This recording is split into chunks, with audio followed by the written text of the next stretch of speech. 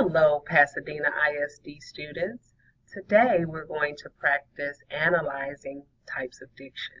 Let's take a look at the directions. We're going to read the excerpt from La Relation, and then we're going to preview a diction word bank for the purpose of identifying the type of diction being used. Then we're going to work on a dialectical journal where we explain how the diction that the author uses helps him to achieve his purpose. You will delete the excerpt from La Relation and you will only save the actual document with your name, your teacher's name, the date, and the period. Let's take a look at that. Once you've typed the information here and deleted the excerpt, you will simply save the document with your last name and your class period. If your name is not unique, you could possibly save it with your student ID number. Okay, let's take a look at the diction word bank. The options that we have for type of diction are formal, informal, slang, jargon, and colloquial. The first excerpt from the selection reads, "Our two barges continue in company for 4 days, each man eating a ration of half a handful of raw corn a day." So when I'm looking at the actual language being used, I know what a barge is. If you didn't, of course, you could look that up. But a barge is a huge boat, often used in like a Navy setting.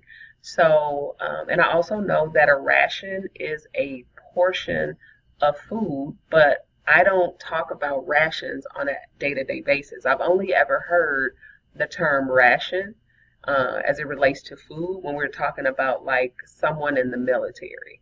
So I'm thinking like Navy, large ship, ration. That's related to a specific profession. So the type of diction being used is jargon.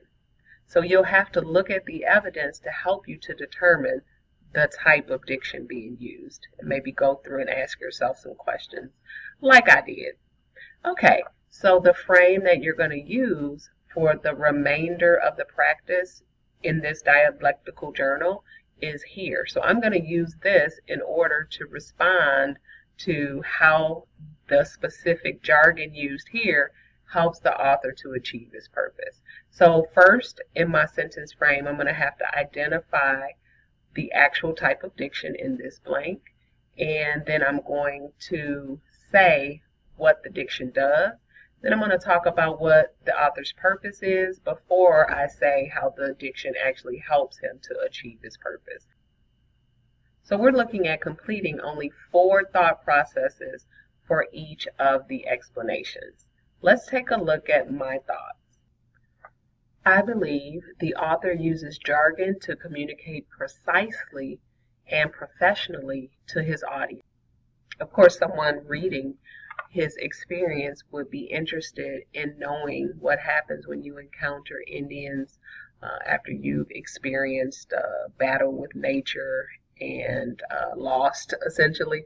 And so they would actually, his audience members would actually know these terms, and they would know what it means to have a ration of half a handful of raw corn. So essentially his purpose is to relate this essential information to his peers regarding his struggle, and the use of jargon helps him to draw the reader in and also to make his experience more clear and more relatable. Okay, let's take a look at the second piece of evidence from the text. Nothing but God's great mercy kept us from going down too. So again, coming from paragraph 1, we have to assess what type of language or diction is being used. We probably wouldn't say formal. We don't have any specific terms that relate to a specific profession. There is no slang per se. So we're not looking at jargon. We're likely looking at choosing between informal and colloquial. So the reason why I chose colloquial is because when you're talking about something that is relatable only to a specific group of people or a specific community, you would go colloquial rather than informal or slang.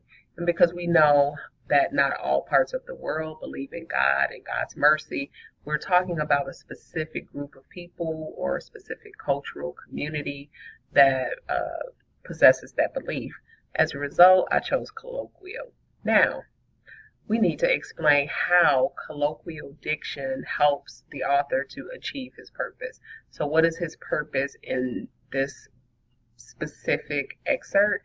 And then how does the use of colloquial diction help him to achieve his purpose? In this instance, we know that the author uses colloquial diction for the same reason. He wants to relate to his audience, but more specifically, he wants to relate by revealing his belief in God. So that use of colloquial diction, God's great mercy, and it kept them from going down, it helps him to achieve his purpose by naming very quickly, briefly, straight to the point, his saving grace. So he does effectively use colloquial diction to relate his belief system very straight to the point. Now you are ready to identify the remaining types of language used by looking at the evidence, using the word bank to help you to identify the type of diction. Then you can simply highlight the line, type over what's there to complete your sentence frames. You are prepared, you are ready to analyze the types of diction being used by the author. I'm pretty sure you're going to ace this thing. Good luck.